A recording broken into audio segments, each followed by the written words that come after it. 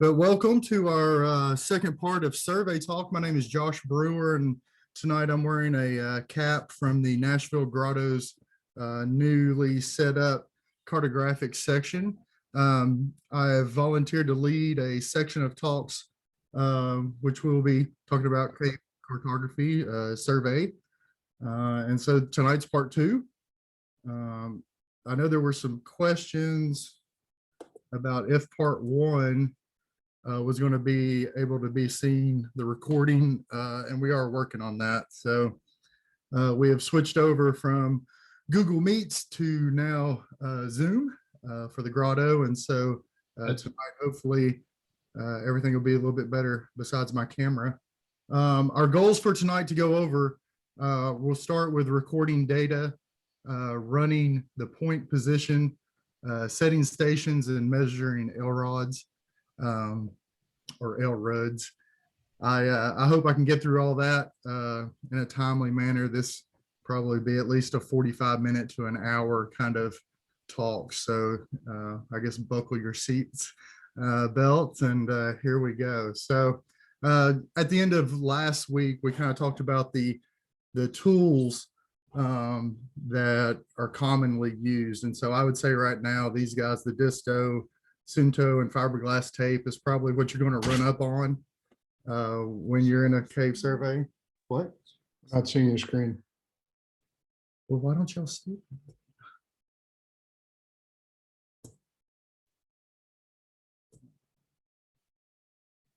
Are you seeing it now? Yep, there you go. Okay, perfect. Thank you. Okay, so those are the normal tools that you'll run into in a cave. And so recording data, I first want to talk about setting up a cover sheet. And so this is the basic, if you go to Intermountain or somebody and order some survey paper, one side of it will be these 1-inch boxes with 10 boxes, kind of what most of the people I know, if you're doing English units, you can use a protractor to that has a engineering scale. So an inch broken down into tenths. But every cover sheet, you want to start with, the cave name. You want to go ahead and put your date of the trip. You might not know what survey you're going to go to at first, and that might be something you throw down at the end of the day. Your survey team, so like who's with you, that's always important.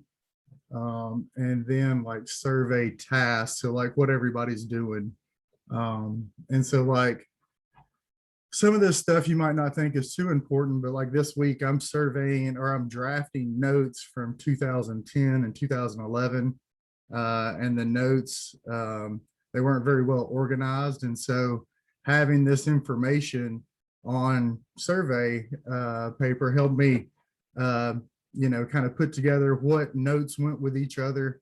The better labeled they were, the easier that was. And so there's also a lot of other data that I try to kind of pick up if I've got time. One of the new ones is in and out time for the trip. You can calculate like man hours. So if you got a 3-person team, you went in there for 3 hours, you got 9 man hours for that trip. The Park Service, Forest Service, and stuff like that, they use that number to justify some spending money and stuff like that. So you might be on a project where that's important. Like I'm not a biologist, but I can do the easy bio pretty quick while I'm drawing. If I see some things, I could be, keeping bats and crickets, crayfish. If I don't have an official inventory going, that's something easy to do. If you know your geology, or if you've been doing a little bit of research, or you're just got if you're new to surveying, you're not sketching quite yet, but you've got some time to look at the rocks, you could sit there and make some notes about that and just see if it's matching up with the geology of the area. A lot of geologic maps, some of them a lot of them are off in some places. Those crisp lines that they make of one unit in a particular spot, that's probably they've got a couple of pieces and they're just trying to, connect the dots and make a shape, but really and truly your geologic map could be off.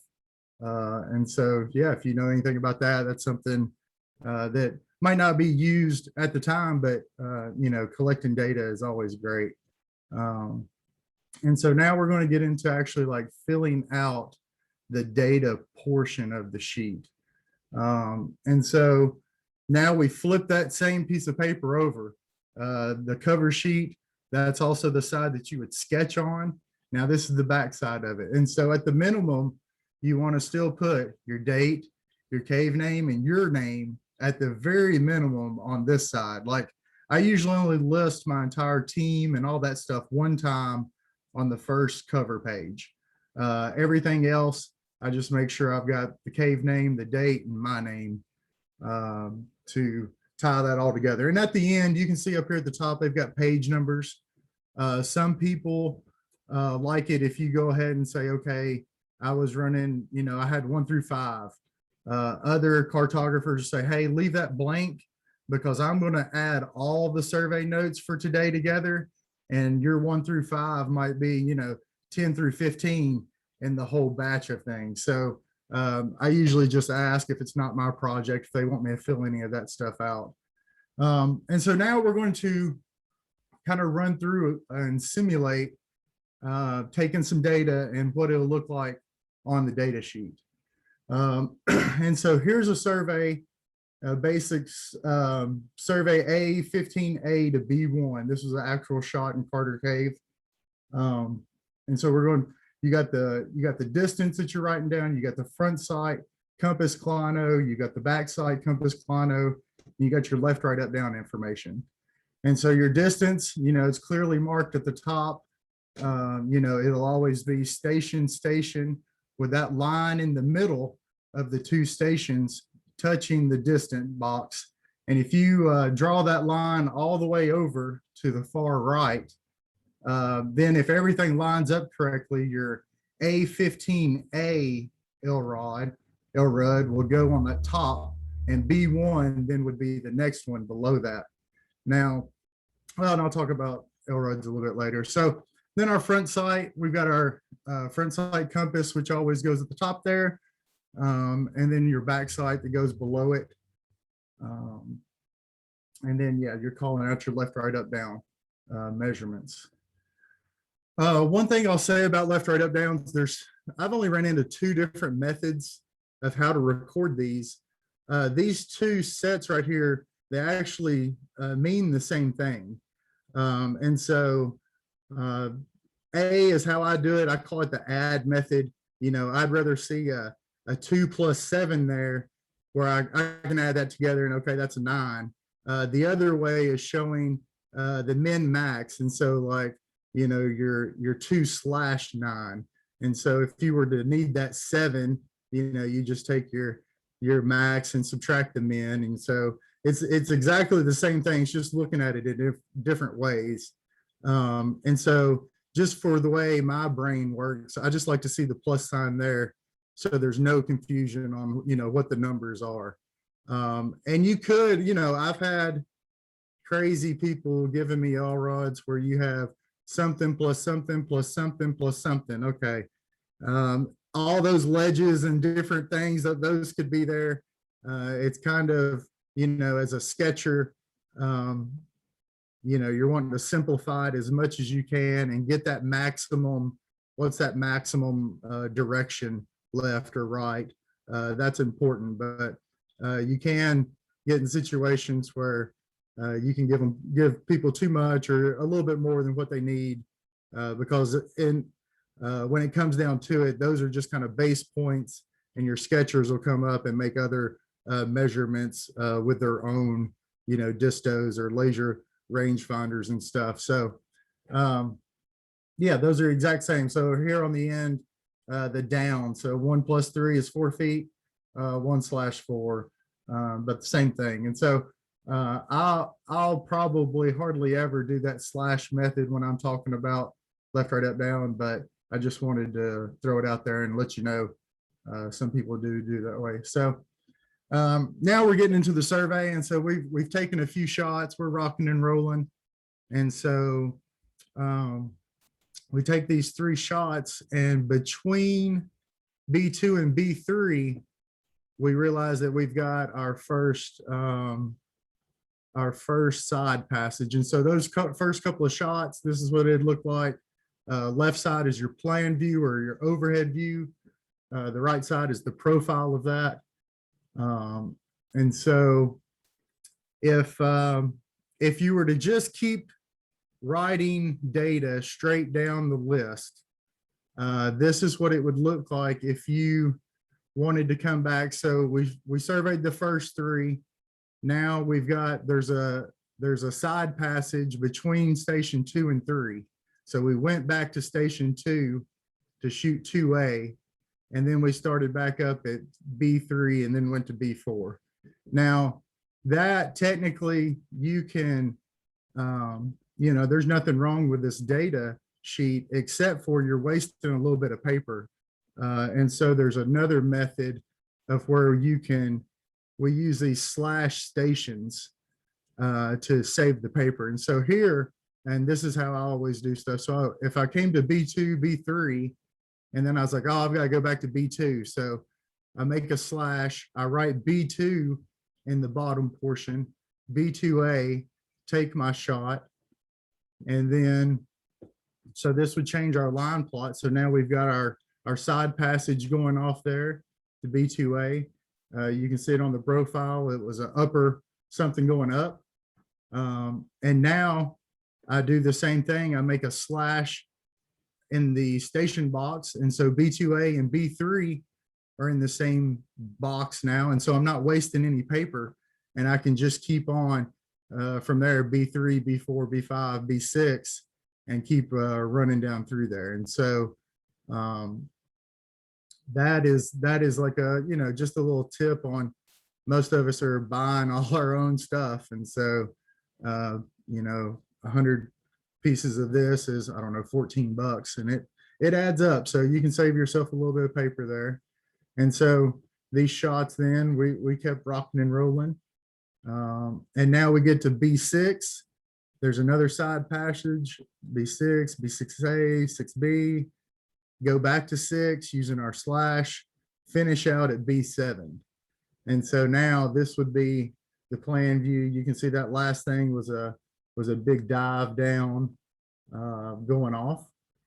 And so that's basically what that data would look like. Now, real quick, I want to just talk about if you had some water in your passage, the quick and dirty way that I do things is just to write a little squiggle like that you see. And so that 3 squiggle 3 for me, that means there's 3 foot of airspace above 3 foot of depth in water. Okay, so the one below it, 2 foot of airspace and 1 foot of water. Now on that bottom one there, I've got a 1+3, which is just a regular, down measurement. But in the notes section, I've got H2O / 2 feet. And so you can simply note, the depth of the water over there in your notes section. You'll also notice that, and this is just something I picked up because not always do things always go perfectly. And so the only 2 notes I would ever put in this box, I do label what station that left, right, up, down goes to over there in the note box. And then if I'm adding water. So basically the only thing I put in there is this station number that goes with this left, right, up, down. And as a sketcher, I've just got so much other paper that I'm using with sketching and drawing. Like if I want to make other notes, I usually don't take the time to like go back to my data sheet. And so the only note that I really make is right there. Now, I've seen people who say, okay, at B6B, if they're stopping and not continuing that, they'll describe, hey, passage continues 2 feet by 3 feet wide, and just give a little short description. And that way, kind of what's going there when you come back. As a sketcher, if you're leaving that off, you should be throwing that in your sketch anyway. But sometimes you got really good surveyors who aren't sketching and who are really documenting stuff for you. And so, and then here is the completed data sheet. So this is a data sheet that I made up all this left, right, up, down. So like this really doesn't mean anything, but what it is it's filled out correctly. And so at the end of the night, I actually made this into a PDF. And so I'll post it here in the link if anybody wants to download it, just to have it to look at when you're, writing your data. So that is, that's a good data sheet right there. So I guess before I go on, I could ask, has anybody got any questions about data sheets that you want to throw out there real quick? What software were you using to show the plans? I'm sorry, I didn't get it. Did you get that? What software were you using to show the plans, sir?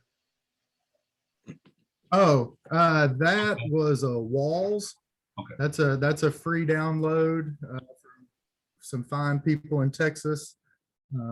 The other two common ones, Compass, which has been around a long time, and then the new guy on the block, which is no, it's Caveware. okay, I'll bet Caveware. Caveware, thank you. Yep. Is there any All way right, you so can show now that? Hey, We're sorry. going to talk a little bit about running the point. I'm sorry, what's that? I was going to ask if you would, if you could put the two examples of going from one station to a side passage station side by side. If there's any way you can do that. If not, that's cool. I'm just the way you have it on the second one, that one is a little bit more confusing to me. So Okay, well, let's just talk about it a little bit. So we're okay, so there is a mistake in this one. The B2, B3 box here, that is incorrect. And that should not be there. So it just should be B. Let me look at that. So I don't have a slash here, is what's going on there. So that's a fault of mine. But that works out. So you're coming down. So A15 was 24 feet to B1. B1, 19 feet to B2. B2 to B3 was 6 feet, should be a slash. Then we're going to go back. B2 to 2A was 47 feet. Another slash gets us back. So now we're going back to B3. got it. Starting Okay. out B3, B4, B5, B6. That makes sense then. Okay, now B6 goes to 6A at 9 feet to B at 10. Now we put another slash and we're backing out of that little side thing, getting back to 6, on to 7. Makes And sense. Okay. so, yeah, sorry about that. I need to fix that. That's a good catch though. That would be confusing to me. So yeah, it's not a perfect data sheet. It's close though. And so, yeah, good catch, Jim. Can you hear me, All Josh? right, so running the point. So what does this mean? So yes, Oh, can you hear me okay, Josh? yes, ma'am. Okay. I was just gonna say one thing that helps me when I'm recording data like what you just showed is to extend that diagonal line horizontally across the distance column too. I mean, sometimes that helps draw the eyes a little better. So like where it says B2A to B3 or /B3, I would take the upper edge of that diagonal line and just bring it horizontally across the distance column to kind of keep myself straight. I don't know if that will help anyone, but I got you.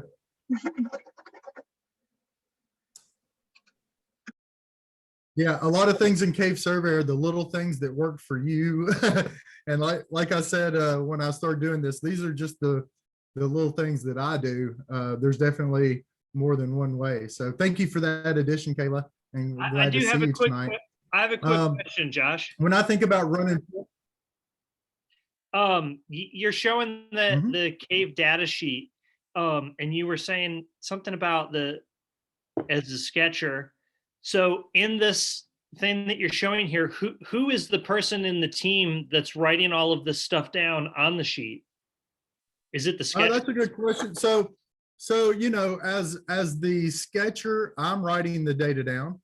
The way that I'm kind of showing these teams in my mind is at least a team of 3. And if everybody on there was sketching, they would be writing the data down. But if you're just shooting instruments, let's just say you and I went out, Chris, we were 2-manning it and I was doing all the sketching, I would still want you to write the data down for me, just so there's a double log of it. And that way, if there's any discrepancies or whatever, we at least have 2 of it. So, most of the time, I would say most of the people are writing data down on my teams, just because we're either teaching people how to sketch cross sections or profiles. And we like it when every person takes a view. It's also, a lot of our teams have 2 people sketching with 1 person in front who's recording data, but mainly, just pushing stuff and getting out in front, and actually what we're talking about now. So that's a great question. Anybody else? Okay, I'm going to get past this slide. I'm going to push the button. Here it goes. So now, running point. Now, like I said, this running point, this is like how I dream of people running point for me. There's a couple of things you could probably take out, maybe at least the sketching part, and maybe even with cranky cavers, checking leads might not be something that you get from a point person, but the things that I think of is this person's out in front, they're setting stations, they're shooting the back sights, they're measuring the left, right, up, downs, they're checking leads, and if they're really good, they're drawing cross sections or maybe even a profile while they're doing all this. And so when setting stations, there's a few things to always kind of consider. The person out in front, if they're doing it, if they're in a good groove, the whole team is in a good groove. And the point person kind of sets the tempo. And yes, the sketchers have to draw efficiently to kind of keep up, and new sketchers will always be behind if their teammates aren't sketching. There's and that's, I guess, when I was early on in cave mapping, I always had people who were cold or like wanted to get moving or like whatever. And so that's what slowly turned this into, well, we can all go faster if we all draw. And so why don't you help me out? I'll help you out. And so if it's not done right, then, you're slow, you get less done. If you mess with older cavers, you get cranky cavers. But really and truly for me, one thing that I've added, when you go back to the cave more, it costs more money. Like really and truly, you're more gas, more time, more whatever. It's all cost. So you want to be efficient. And when you're picking your stations, if you're that person, you want to be thinking ahead. And so you're looking at the station you're at, you're looking ahead to a station.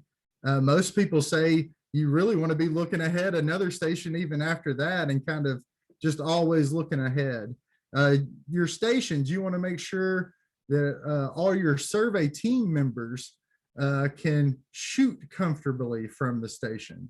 And so you don't, if you happen to be one of our taller brothers or sisters and you're surveying with shorter people, it can cause, a little bit of, some fun times. I remember Kayla, who just spoke up, we were on a survey in Arkansas, which she's laughing, so I know she knows this moment, but we were on an incline, and the girl who was setting the station was a foot shorter than me, and I was on the upside and she was on the downside, and I came up to the station and it was literally below my knees, and I was just like, what in the world is going on? And it was just how the cave was. And I had to lay down on a shot that she was standing from, looking the opposite direction.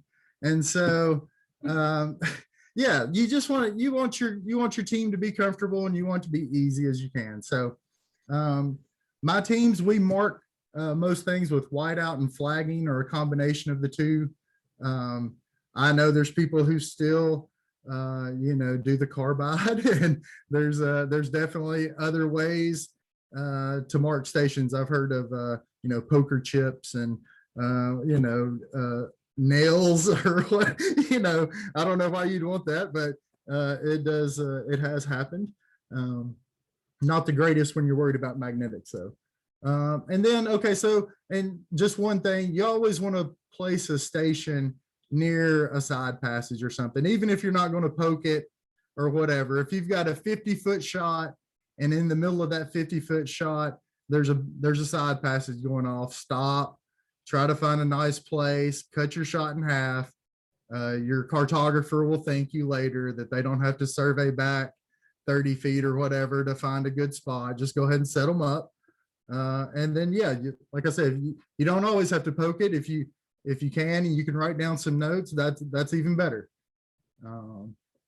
And so I want to talk a little bit just the difference when you're setting stations in Suntos for people shooting Suntos and people using a disto. Now, this is my son Alex. When he was about 3, we used to just keep the Esunto out and the tape, and we would survey around and have a good time. And so the one main thing you want to do with Esunto, and Carolyn, will you go get our, will you go get one? Do you know where one's at? Look in my room. Yeah. So the one thing that you want to be able to do is really get behind the shot that you're sitting at, the station, and then the station that's in front of you. And so if you've got the Esunto, you've got to get behind both of those so you can line them up. And I tried to play around with some photos this week of trying to explain this, and I'm just not quite there yet with, maybe Derek's got some videos or something that he probably does. But so with it, if your team's shooting Suntos, you definitely got to be able, you can't like put it on an edge of a wall.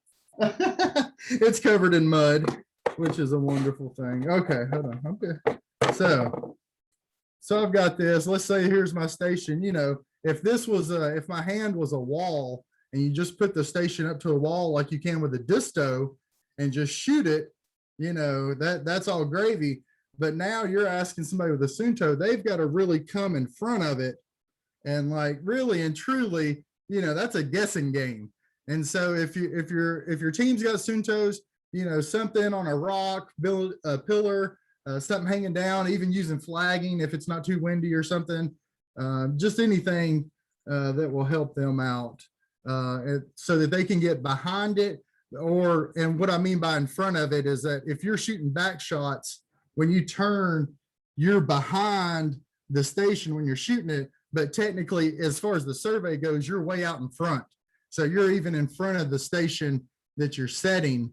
And so anyway, just set up, you got to be a little bit more careful. Distos, everybody loves them. We all love them. They speed up the process. You can, as long as you can operate the unit, you can basically put a station anywhere you can get it and your hand into to hold it level and shoot. And so they are definitely a huge advantage. And if they are calibrated, we took a trip this year or this week, and we were 0.1 off on azimuth and inclino all day. And you don't get any better than that. So they are pretty fancy. I like them. Shooting back sights. So you've set the station, and now, like everybody, and for new point people, I always let them shoot first. I don't want them to know what my numbers are. I play the game. I want to make sure that they know how to handle the instrument. And I've been on a lot of surveys where the rook in front is asking me what I got, and I'm just stubborn, and I'll just be, well, let's just talk about it. And so you tell me what you get, And, that way you can really tell, if they can handle the instrument, because we can all subtract or add 180 from a number and just shoot out numbers that make it sound good. And so you want to be efficient. And so how to do that, you got to practice with these instruments. And so, as I said, I've surveyed in a lot of houses. I know this year Christian shared a photo with our little group of, he surveyed his living room and kitchen, and he actually sketched it out also. And so he was practicing with his disto and Esunto and sketching in his house. And so that's with the kids, that's one thing that I've always done at my house. You can set up little stations on the sides of coffee tables and, wherever you can pull some flagging out, which is cheap and they love to play with. And so, you can do that. I shoot the laser thingy in college before distos were really out there and they were just measuring like laser rangefinders. We would spend Friday nights drinking and shooting things all over the house and everybody guessing how far they were and getting our eyes trained to length, because everybody didn't have one back then. And so the person out doing left, right, up, down, it was pull a tape to get all those measurements. But if you were in a kind of definitely a 10 by 10 box, most surveyors that I know who were really active, you felt pretty comfortable giving left, right, up, downs in that dimension. And I know people who were comfortable shooting out up to 20 feet out. I would say anything more than that, you'd probably really want to start measuring, but luckily we don't have to deal with that anymore. And so everybody's got a laser thingy for 25 bucks, and it's awesome. So know your instruments, and the quicker we can take these measurements, the quicker the other parts of the survey start. And so we're going to talk about the actual measuring of the left, right, up, downs. I've came up with 2 examples. This is kind of rough. This is the first time I've really tried to do this in like a PowerPoint, so we're just going to give it a shot. And so I've got this passage here with an A2 station, and so shooting across. So the station A1 would be like where I'm taking the photo from, back behind us, and this is looking. And so when you take your left, right, up, down, it's always facing into passage, or always the way survey is going. And so you don't give left, right, up, down looking back at your cartographer or your front guy. You turn around and take the measurements looking towards, in this case, A3. And so the left here was 6.5. We took a right, which was 0 plus 1.5 feet. And you can see there, I've got both of how, the plus or the min max, up a 4.2, and then down, we came down 2.5. And then if you came over, we got another 3 foot down. And so that on the data sheet would then correspond to that. And so that's pretty self-explanatory. Here's one a little bit bigger of a passage. This is Miss Annabelle out in front. The station's over here, the triangle. And so the left, there, you can't really see it, but there was a little hole up here that was about 2 feet in that we counted. Right went all the way across to 22 feet. Up, we got a 5 and a 9, and then down 5. And so, these you want to do the best you can, but for the sketchers, these are just kind of little tick marks that we're making, and as we come up to it, we're adjusting to where those little numbers are. And so I know a lot of people kind of get overwhelmed a little bit at the beginning of taking left, right, up, downs, of trying to visualize.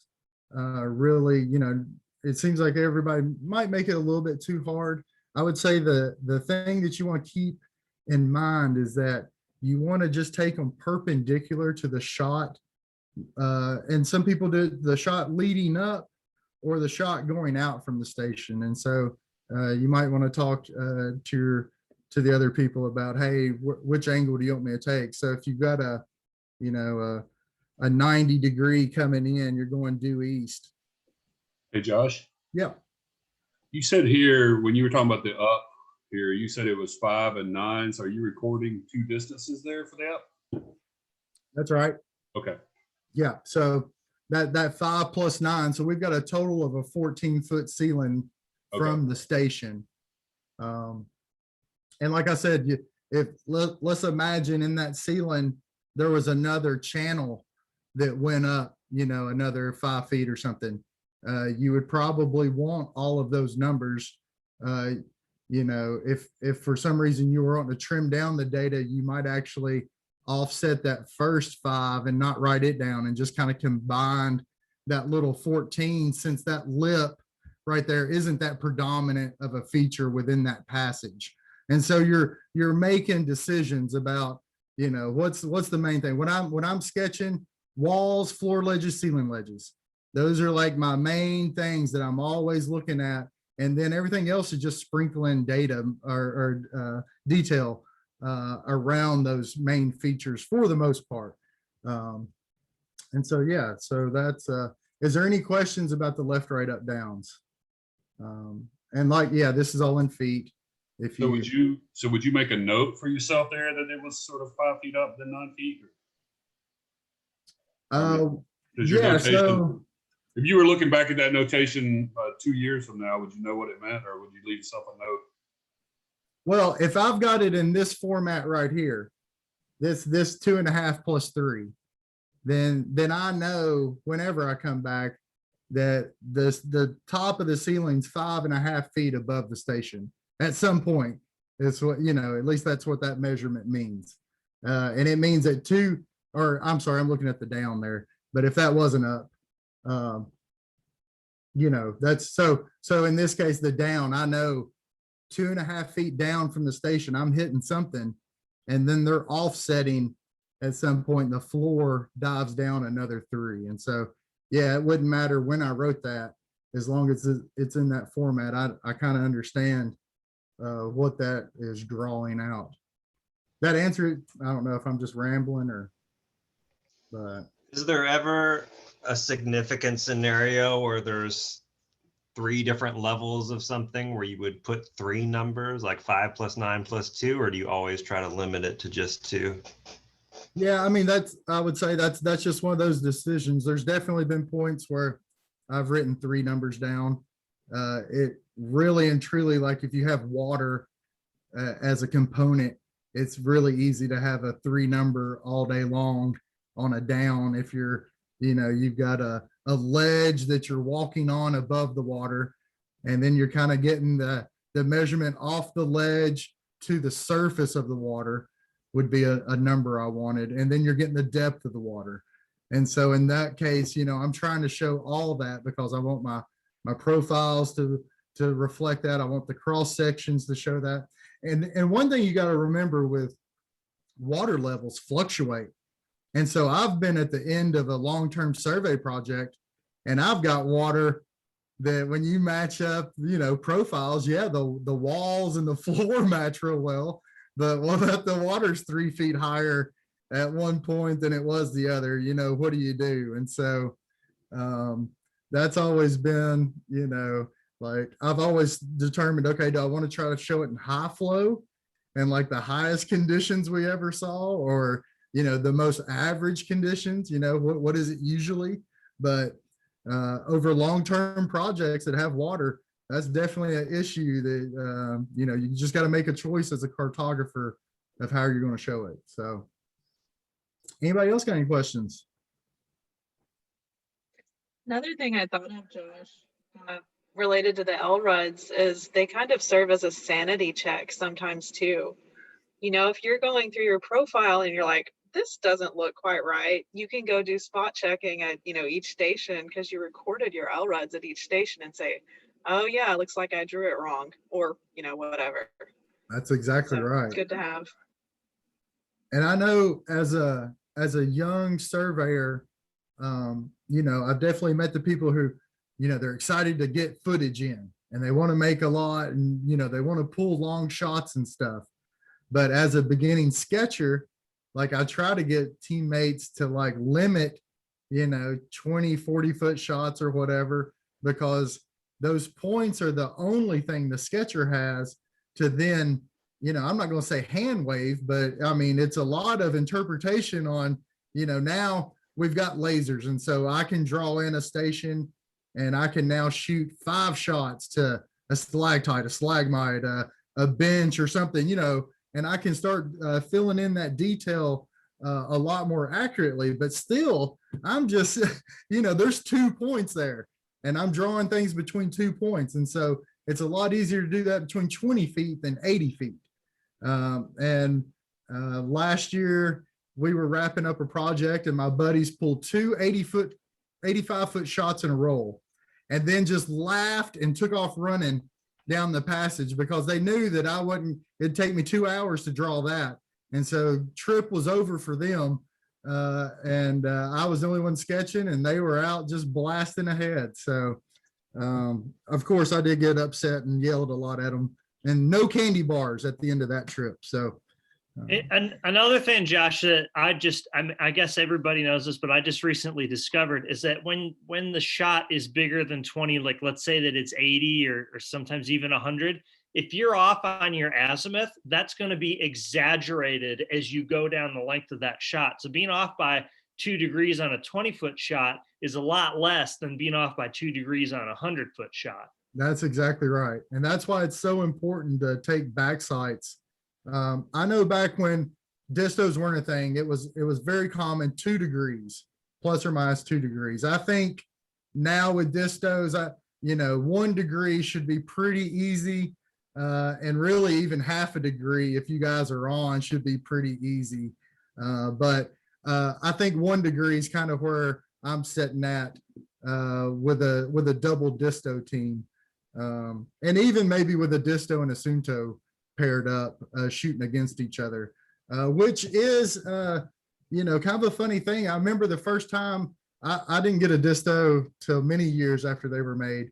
And so I was always the Esunto guy shooting against it. And they would be like, well, if we didn't match up, it was always my fault because the disto, it just has a number, man.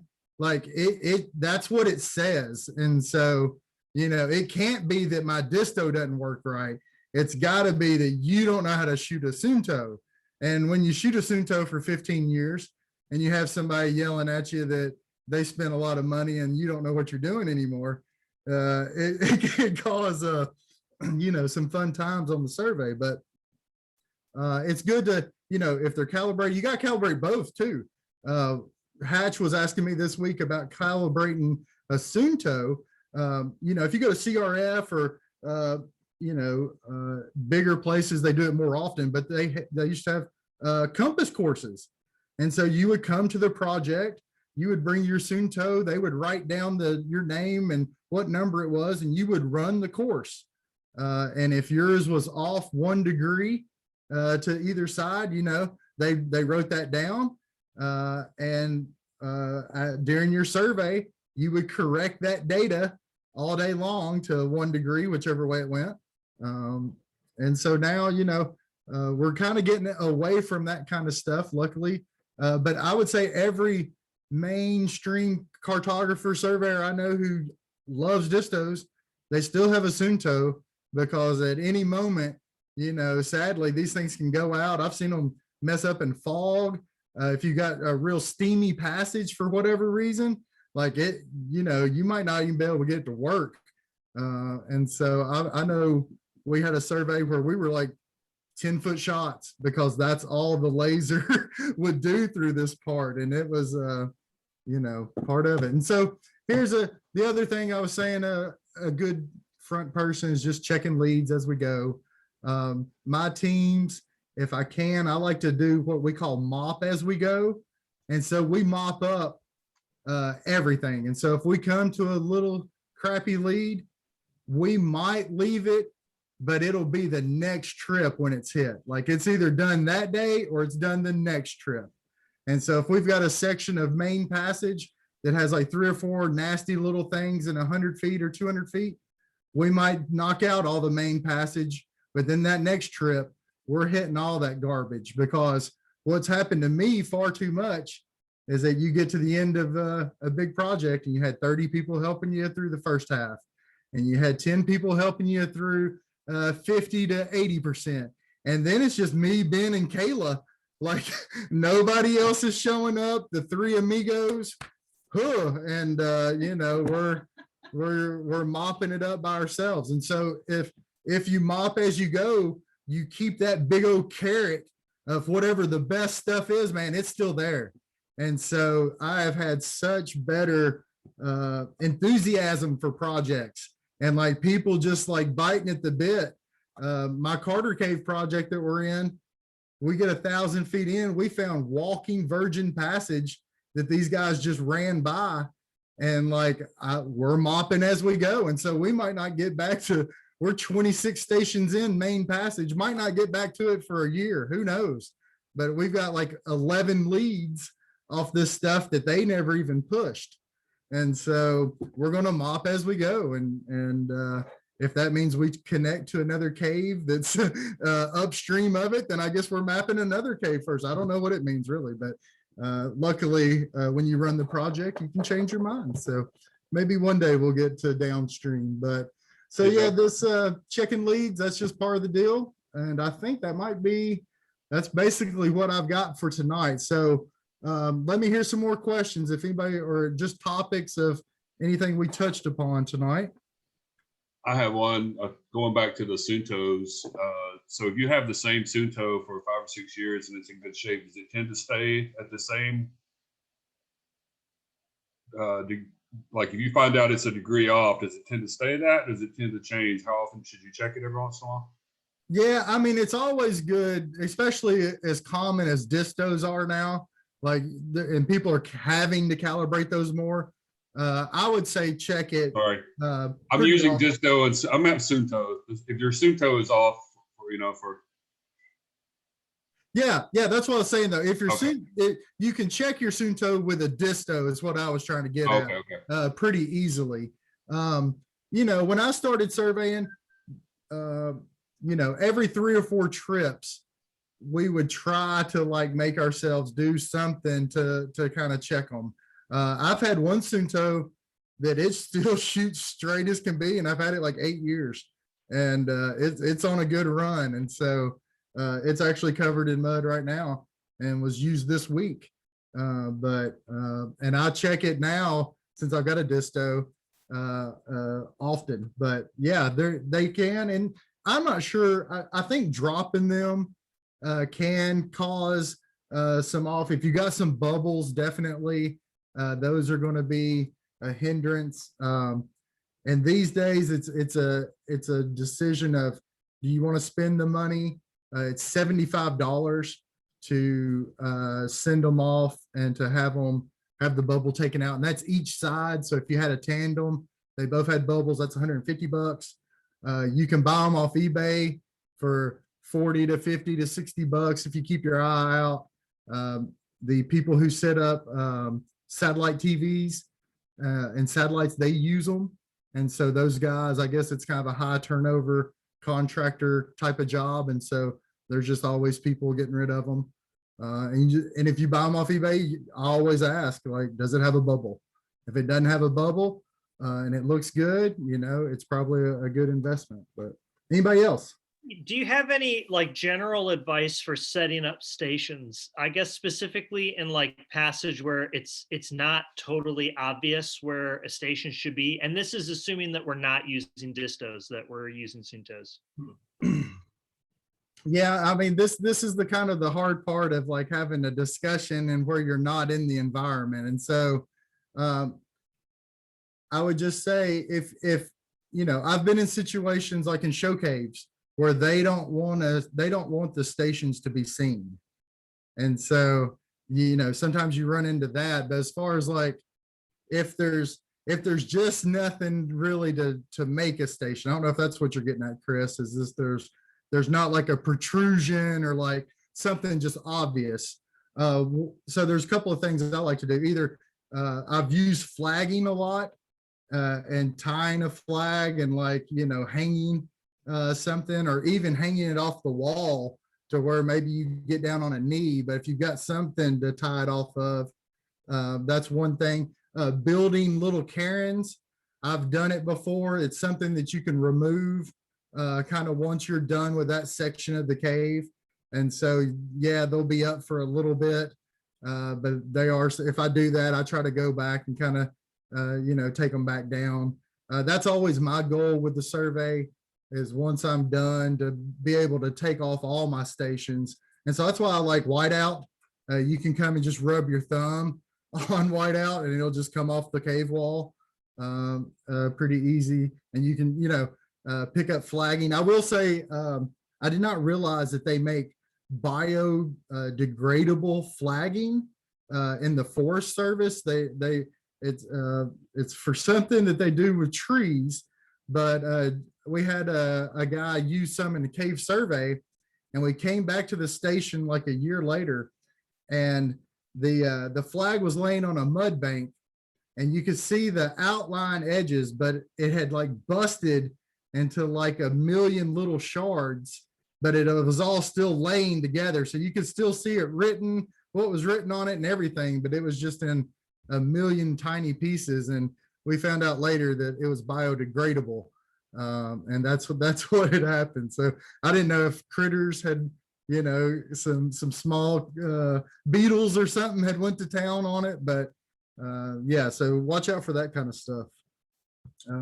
Anything else tonight? This is, I think, 45. I was at 45 minutes before we started just kind of simmering here. So I got a question, Josh. I was talking to one caver that maps. He said sometimes he likes, like if he's just going down through the middle of a passageway or something, sometimes so he can stay in the middle, he'll put like a point, like he'll take a stick that he knows is exactly a certain height. How would you mark that on the L rods? We just like a built-in 3-foot high stick, or what? yeah, I mean, if you know, if he's not worried about recoverable stations, I'm saying, I think he puts a station on the floor, but then he marks everything from a stick that's say 3 feet high or something. yeah, I mean, you know, you can manipulate those numbers however you want. I had there was a guy in Missouri that I yelled at one time because somebody had taught him to set stations at water level so that they could have surveyed in the water, you know, the water level was surveyed in.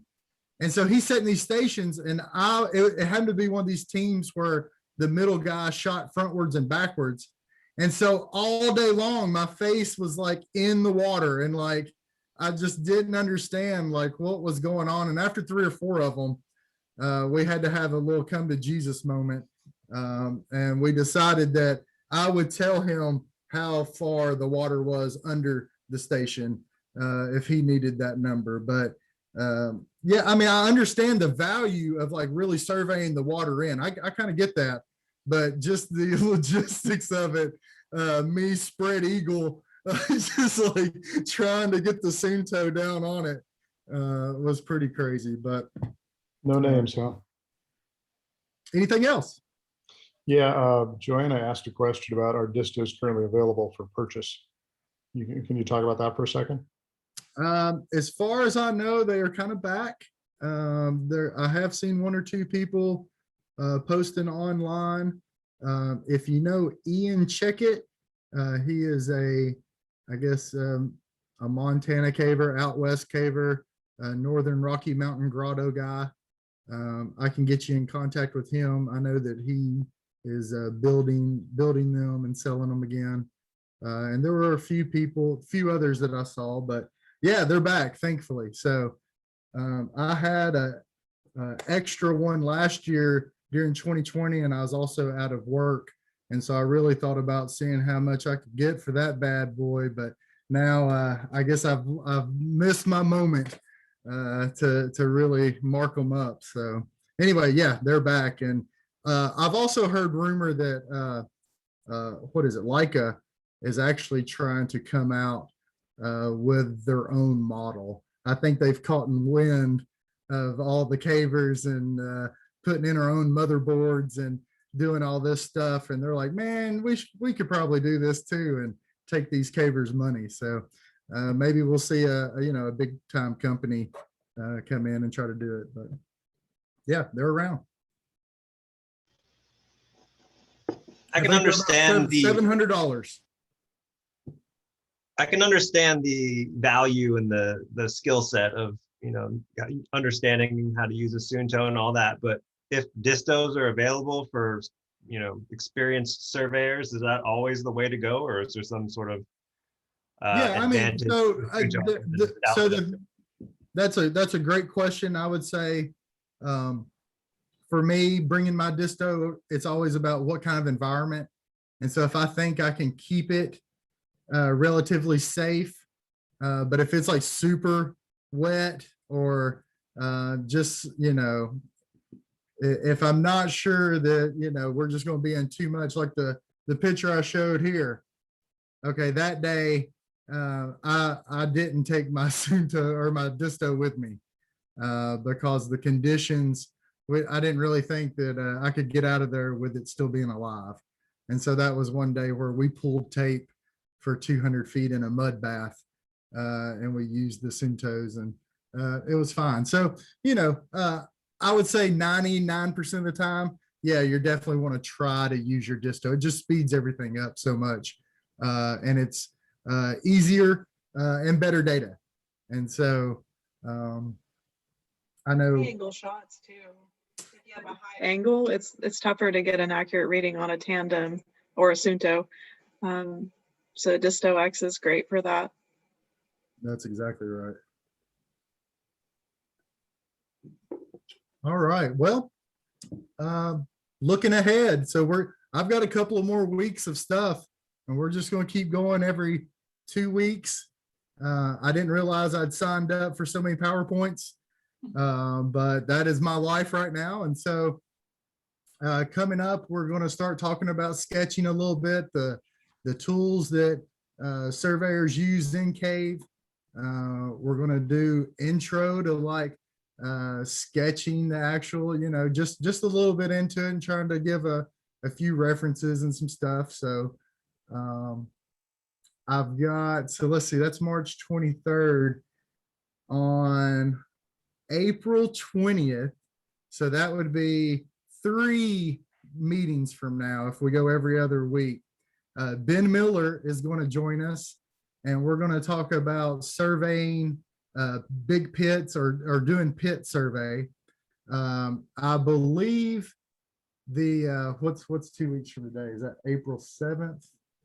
Whatever the 2 weeks is from today, we're going to have a friend of Jason Richards going to talk about some cave diving. I believe him and Jason might put it together. I'm not sure. One of them's going to do it, and we're still trying to work that out. So we're going to talk about underwater survey. We're going to talk about pit survey. We're going to talk about sketching the next time.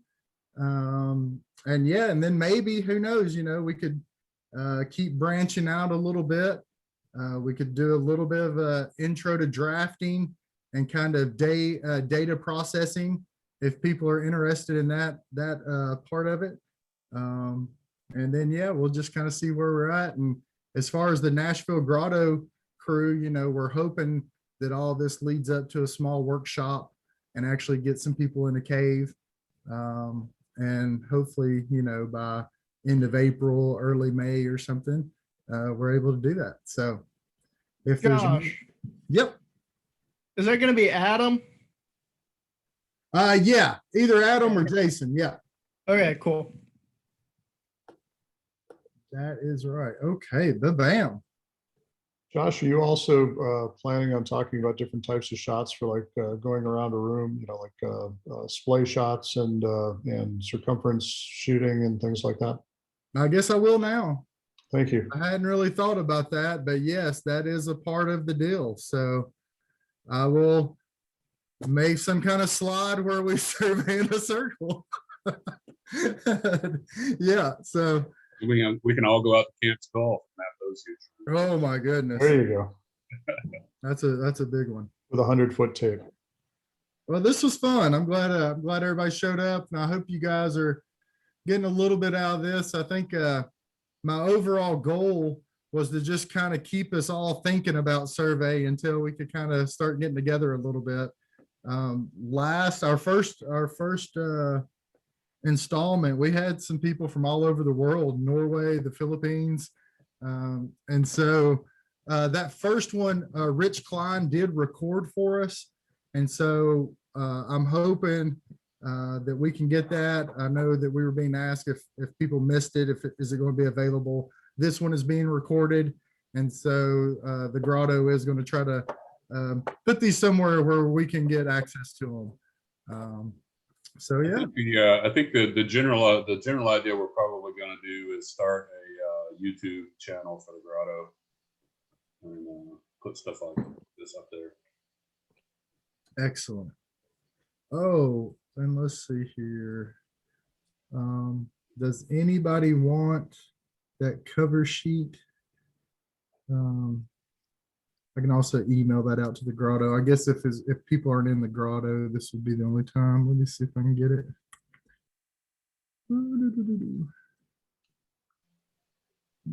You could probably make posts for the actual event itself with stuff in it.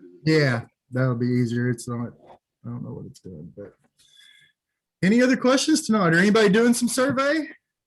Anybody been surveying? Oh yeah, we went surveying. We've been. I'm gonna go ahead and stop the recording if you're okay with that. Yes, sir. Thank you.